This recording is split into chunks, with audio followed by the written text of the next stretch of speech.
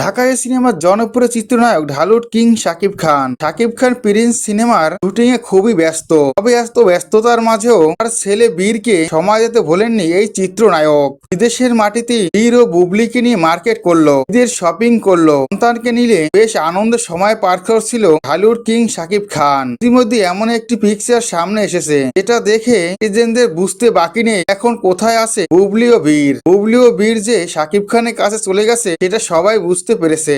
বুবলি শাকিব খানের কাছে এলে শাকিব খান খুবই খুশি হয়, ছেলে বীরকে নিয়ে দুষ্টুমিতে মেতে ওঠে। এরপরই ছেলে বায়না ধরলে ছেলেকে নিয়ে শপিং মলে যায় ঢালিউড কিং শাকিব খান। ছেলেকে নিয়ে শপিং মলে গিয়ে অনেক কিছু কেনাকাটা করে, ছেলেকে অনেক কিছু কিনে দেয় এই চিত্রনায়ক। বুবলিকেও অনেক শপিং করে দেয়। এরপরই ছেলেকে নিয়ে বিভিন্ন স্থানে ঘুরে বেড়ায় ঢালিউড কিং। শুটিং এর কাজে খুবই ব্যস্ত থাকায় বেশি একটা সময় দিতে পারেননি ছেলে বীরকে। তবে ঈদই মুক্তি পেতে যাচ্ছে শাকিব খানের বহুল প্রকৃত সিনেমা প্রিন্স।